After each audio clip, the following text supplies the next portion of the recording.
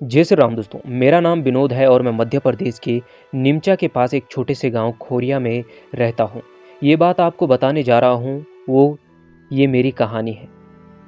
एक सच्ची घटना है जिसे याद करके आज भी मेरे रोंगटे खड़े हो जाते हैं।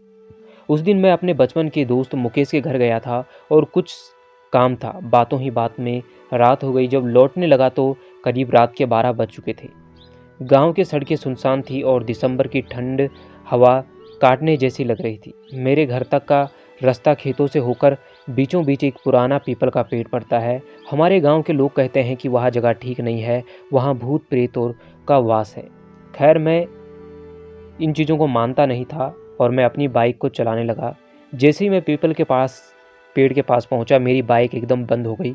पहले मैंने सोचा पेट्रोल ख़त्म हो गया होगा, लेकिन जब मैंने टंकी चेक की तो आधी भरी हुई थी।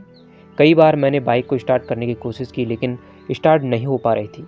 अब माहौल थोड़ा डरावना होने लगा था।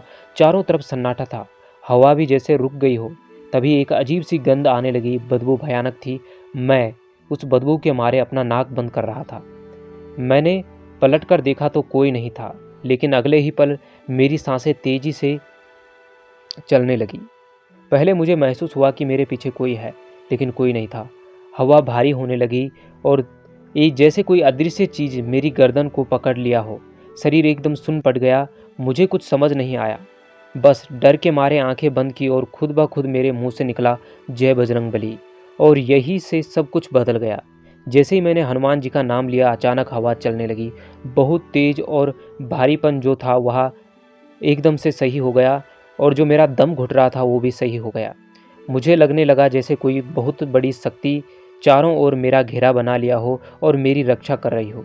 कोई नहीं था मेरे सामने, लेकिन ऐसा महसूस हुआ जैसे कोई मेरे सिर के ऊपर हाथ रख कर कह रहा हो, बेटा डरो मत, मैं तुम्हारे साथ हूँ।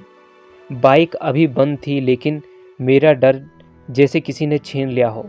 मैंने फिर से जय बजरंगबली कहा और अचानक से बाइक अपने आप स्टार्ट हो गई। मैं अभी बाइक में बैठा भी नहीं था। मैं बाइक में बैठा और घर की ओर तेज़ी से बाइक को चलाया। जब घर में पहुंचा तो मेरी मम्मी उस समय हनुमान जी के सामने हनुमान चालीसा का पाठ कर रही थी। मम्मी ने कहा कि तुम्हें लेट हो गई थी और इसलिए मैं हनुमान जी को से प्रार्थना कर रही थी कि मेरे बेटे की रक्षा करना। तो मैंने मम्मी को ये बात बताई और फिर उसके बाद से मैंने कभी भी उस पीपल के वृक्ष के नीचे जाने की कोशिश नहीं की। अब मैं रोज़ हनुमान चालीसा का पाठ करता हूँ और भगवान हनुमान जी के मंगलवार को व्रत रखता हूँ। अचानक से अगर कभी मेरा रात के समय उस पीपल के पेड़ से आना होता है तो मुझे अब डर नहीं लगता है, क्योंकि मेरे साथ हनुमान जी है। तो दोस्तों, भगवान सदैव अपने भक्तों की रक्षा करते हैं जब भक्त को अपने भगवान पर भरोसा हो। तो दोस्तों, फिर मिलेंगे ऐसे ही सच्चे अनुभव के साथ। तब तक के लिए जय श्री राम, जय जय हनुमान।